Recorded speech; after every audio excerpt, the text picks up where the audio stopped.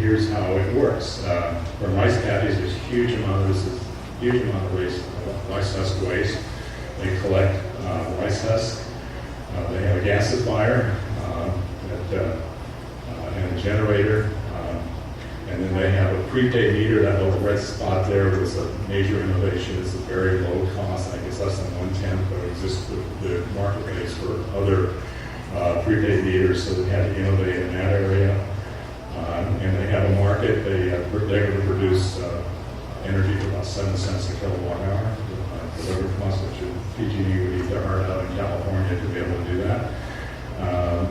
They take the rice husk ash and cement, as you know, is one of the highest sources of carbon emissions of anything on the planet. And then they have a refinery where they make cement, and they can then get the carbon credits for the reductions from conventional approaches to cement making using rice husk ash.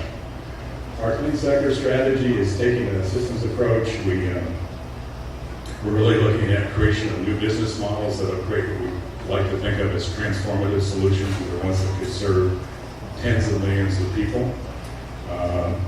A key element of what we're developing now, we have a grant. We're working with our finance department at the Dewi School of Business on something called social capital services. Because in most core countries, there's not venture capital, there's not an adequate number of angel investors, so we're looking at a capital aggregation strategy to look at how we can provide capital on a global basis for ventures that have stress-tested their business models. So let me conclude with this slide.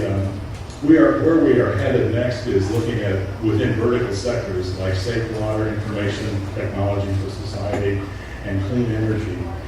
Basically clustering innovations so we can look at best of breed best practices and create cross learning on a global basis between efforts that are happening in any one of your countries, so you can have access to information on what works and look at what combinations might be most effective in your area. One thing we realized is that technology is a big part of it. Most social enterprise work that we see globally has very little technology to it. Sometimes it's indigenous technology, but we will not end poverty. We will not end poverty unless we address technology appropriation, because the history of science and technology is profoundly evident about that.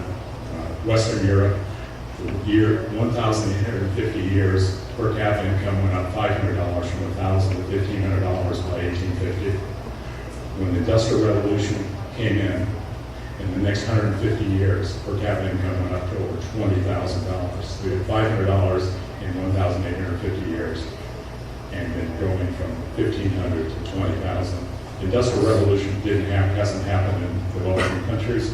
In many cases, the agricultural revolution even has not happened. So these we think are, we think technology is very, very important.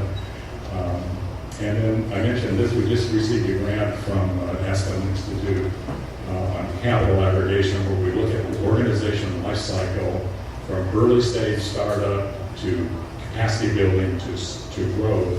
And we're going to try to map on a global basis what are the sources of capital for each of those stages, so that we can try to address the elimination of this barrier of access to capital.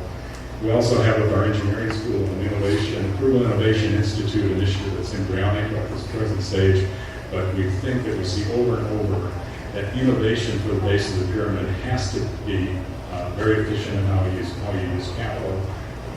And it's a lot of applications on cell phones and so forth. So we think that there's a whole new model of innovation called frugal innovation. We call it frugal innovation. Other people provide the names, user-centered design.